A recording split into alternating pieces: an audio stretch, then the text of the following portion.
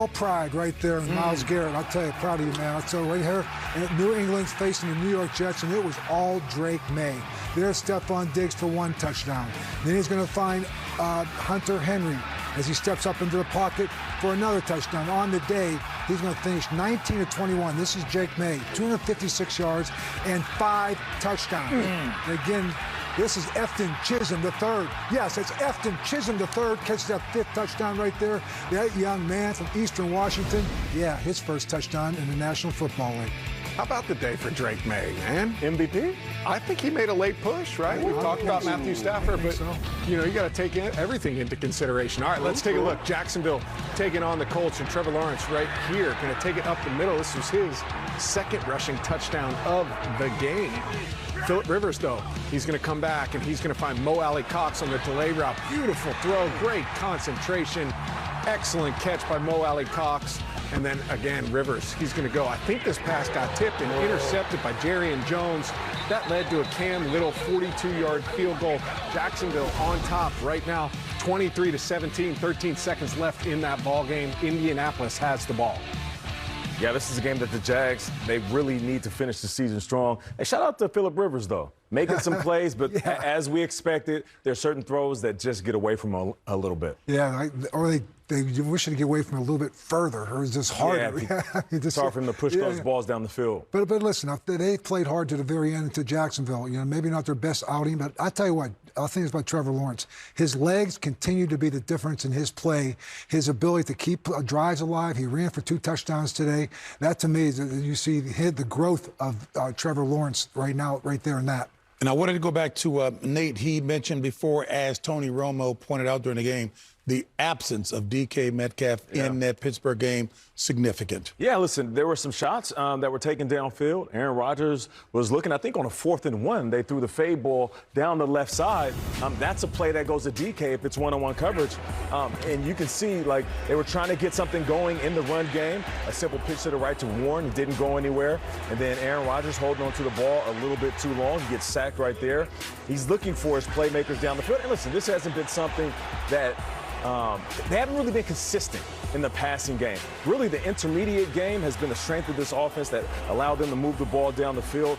But DK's presence was missed. That's what they brought him there for. That's what they paid him for. And this play right here in particular, that would have went to DK Metcalf. So it's tough that he's not down. I'm not blaming DK for them losing the game. I'm just saying that he would have helped his quarterback if he was on the field. For sure. And one of the guys who's gotten them going the last handful of weeks is Kenneth Gainwell. I thought Cleveland did an excellent job of containing him. Only 26 yards on the ground, only 12 yards receiving. And he's been a dynamic threat for them. But without DK, we've talked about the inconsistency in their pass game all year. DK is their big play threat. They couldn't replace it. They couldn't replace it with committee, with different guys in those spots. Everything in the pass game seemed difficult. There was not much separation. Everything tight window throws, some opportunities. Guys didn't make plays on balls. Some of the throws weren't where they needed to be. You got to give Cleveland's defense credit, though. Yeah. That was a really, really strong effort from their defense. Yeah, I mean, I think your point is well taken. Kenneth Gainwell only had 10 touches in this game. And this is a guy, when you don't have DK Metcalf and you lose Darnell Washington, that's got to be the next guy who's been your playmaker week in and week out. And whether it's in the running game or, like you said, the quick passing game, which he's shown up big in, I think they kind of got away from the running game, to be quite honest with you, under the center. That thing that they did so well against the Detroit Lions last week. And I think on the other side of the ball, they're still playing good defense. I mean, you're talking about Alex Highsmith. These are 2 weeks in a row. Yes. He had 2 sacks today, caused the 1 interception as he put the pressure right there on Shedeur Sanders. And he's been a force to be reckoned with. So I know T.J. Watt hasn't been there. I'm not sure about his status for next week. But I tell you what, those outside linebackers have stepped in and filled that void. And the update for Matt Ryan, it has gone final between Jacksonville and Indy. Okay, let's take a look. I'm seeing this for the first time, too. Riley Leonard in to throw the Hail Mary. Felt like maybe Phillip Rivers couldn't get it far enough down the field. He launches this thing. Beautiful throw. But it's intercepted. Jacksonville walks away with the win, 23-17. This game is now final. Good win. I think good win for Jacksonville. It's tough when you're in division. I know this might not have been perfect. It might not have been pretty, but you got the job done. It's a divisional game. Yes. I think you got to throw the records out. These are divisional games with a lot of pride. You saw the look on Myles Garrett's face when they won that game. Yeah, good win. Great season. Sitting at 12-4. One hell of a season. season. Listen, the AFC playoff picture, a couple of things to point out. Ravens, Steelers next week for the AFC North title. That is going to be huge. And then the Pats, they won, of course. So the eyes will be on the Bills-Eagles game to see if they can win that game. If they lose, then the AFC East goes to the New England Patriots. So we've got seeding all over the place. The 1 seed is up for grabs. Still up for grabs. Yep. And then we've got a head-to-head matchup to get in the NFC, or the AFC North. Going to be a fun Week 18. You know, and I think you look ahead. I mean, Denver is going against the LA Chargers, right? The Chargers can't win the division. They know they're playing the following week. The question I have for Jim Harbaugh, how do you approach this game? How would you? Personally, I would look at this as almost like a bye week. Yeah. I can't improve my seeding. I can't I'm going to play next week no matter what. I need my guys as healthy as possible. So you're saying Justin Herbert would not be on that field. Yeah. I can't afford to lose. You've got no chance. There might be 2 or 3 of your stars might not play. No. Anybody that's got any kind of nick right now, I need you healthy for the following week because this week it doesn't mean a thing. So essentially using 2 weeks to heal up. Yeah, and if I'm Denver, I'm playing it because if I win this, I got a week off. Yeah. So I mean, and of all of the places in the AFC, maybe the most difficult given the altitude, given the environment. Yes. And this time of year with the weather. Absolutely. Given the weather as well. Ooh, yeah. So we'll see. Right, but we saw last year, we talked about the same situation, and it was Jim Harbaugh who decided to play all his guys. And I think Jim might have been calling you right there. He might like the matchup. He might have been reaching out to say, "Hey, I disagree with that." What were you talking about? Maybe is that your food delivery? Oh yeah, like I need that, right? Pick it up? No, but thank goodness, I think it was one of our advertisers, so it had that ring to it, as you recall. Hey, yeah, I see what you did there. No doubt about it. So loud and clear. So, Bill, so again, that's interesting because I know you were saying before, down the stretch, you really want to go into the postseason with some momentum. Yeah. However, there is something that would trump that in terms of the factors you just denoted. Yeah, I do think that the bye week and only having one team with bye weeks it alters your thinking going into Week 18. Yeah. Because I do believe that regardless what happens in Week 18, you know you're playing the following week.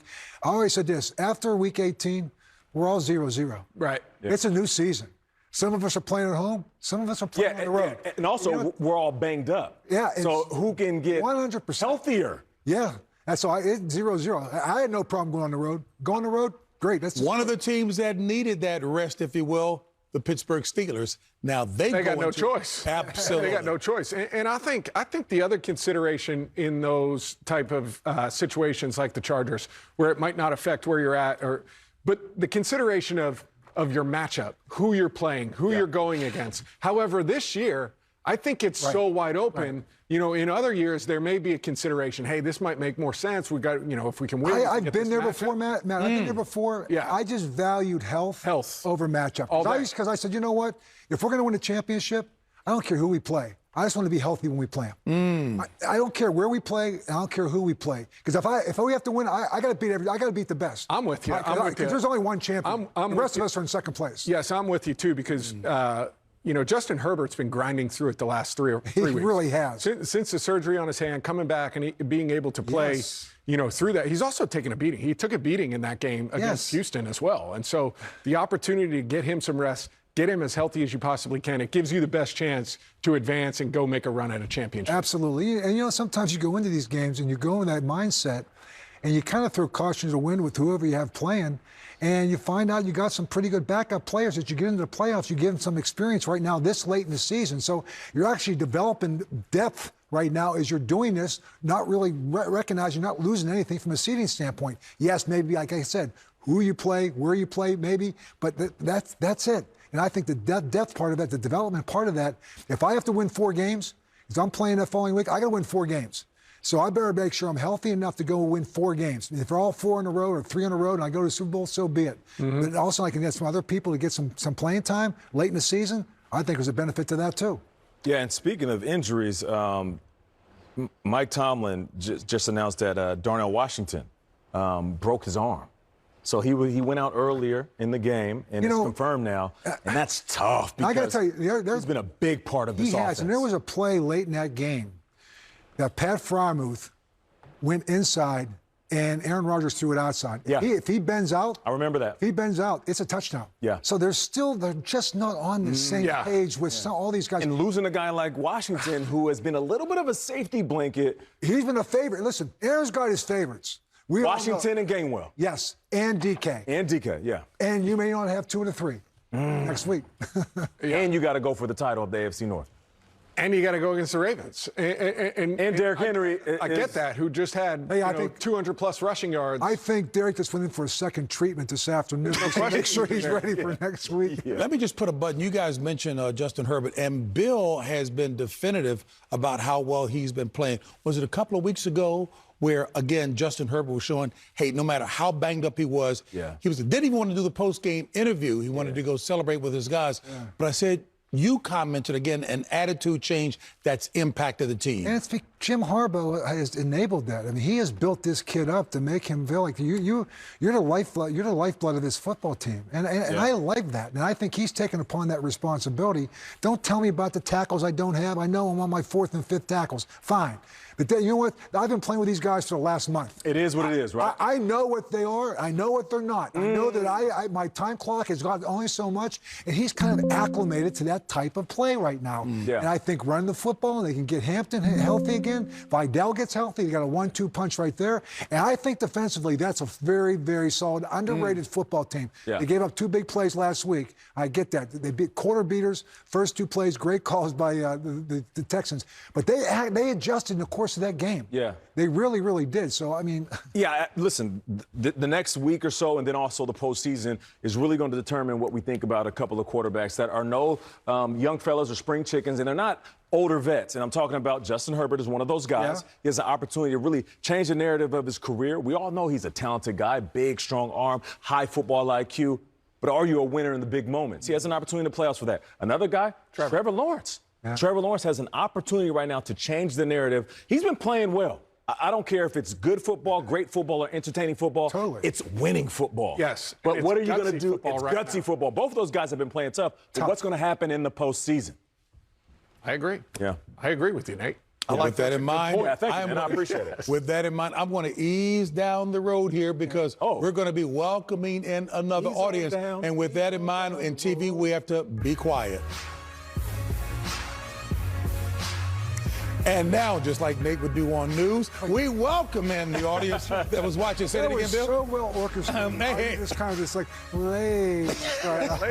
we welcome in the audience that was watching the New Orleans Saints, Tennessee Titans. It was a victory by the Saints. And I'm going to come to Matt because 4 straight wins. And you have been singing, for the Saints, that is, the praises of one Tyler Shuck. Week in and week out, he's produced. I think that's his 5th win on the season as a rookie quarterback, which is the most of any rookies this season. Yeah. He's a good player. I mean, you look at the numbers right here: 22 of 27, 333 passing, right? 12 every week. I feel like I'm saying this: 12.3 yards per attempt. They are getting chunks when they throw the football, and probably most importantly, 2 touchdowns, 0 interceptions. That's 4 in a row. Kellen Moore, we've talked about, we talked in the pregame show about coaches of the year and turnarounds and different things like that. Yes. Kellen Moore has done an excellent job in New Orleans. He's done an excellent job taking over a situation that's been tough on the defensive side of the ball. They had some moving parts with Spencer Rattler starting the year at the quarterback position, but Tyler Shuck has come in and provided a spark for them. I think they've found their guy moving forward. Yeah, he's very talented to give him the opportunity to throw the ball. Sometimes these coaches will put a young fella in, and they'll only allow that leash to go so far, but not with him. They're like, listen, we're going to give you access to the playbook. We're going to be creative. We're going to let you show your arm strength and also see what you do in these pressure moments. And he showed up. 3 back-to-back 300-yard games. He's playing really well. And it does make you wonder, what would have happened if he would have got on the field earlier in the season? I know we can't cry over spilled milk. It is what it is. And maybe he wasn't ready. Yeah. But all I do know is right now he's playing well. And like you said, shout out to Kellen Moore, who's coaching well. And one of the other things I like, Coach, is it's a comeback win. Yeah. This is right. this is Yes. stuff as a young player when you've got to claw and scrap and grind your way back into these games, no matter the opponent, and you go out there and you find a way to get it done. I think that breeds confidence. And you know what? You can take this into the next season as well. Don't think that finishing strong doesn't help you for the next season in terms of starting fast. I've always thought that you finish strong, you can start fast that next season. And I think this was a great step. And I'll say this too. You're right. Kellen Moore held that team together all year long. They lost some games very early that were very close football games. Yeah. That defense has played well, hard all year long. Yeah. He's made the change of quarterback. They've done this all without their best running back, Kamara. But we're starting to see Chris Olave come back. I was to just life. about to say And that. we're watching that today, and you start seeing he's over 100 yards receiving. He's making plays in the passing game, which is a good sign for them because he's a talented player that can be a game breaker for them. It's great going into the offseason as a wide receiver, a young veteran wide receiver, going to a young quarterback saying, hey, listen, go on your vacation, heal up, relax, enjoy yourself. But when we come back, we're going to go to work. Yep, we're going to pick up right where we left off, and we're going to be dominant next season. And hats off to Tyson Hill. I mean, I think that this isn't shout out last season to Tyson, what he's been able to accomplish through his career, kind of the, jack of all trades. He's a Swiss Army knife. I mean, everything that he's been asked to do. Very selfless player. Yeah, that type of player is rare. Let's just call it what it is. We don't see those dudes on the field nowadays, and he's one of those rare talents. And as our quarterback,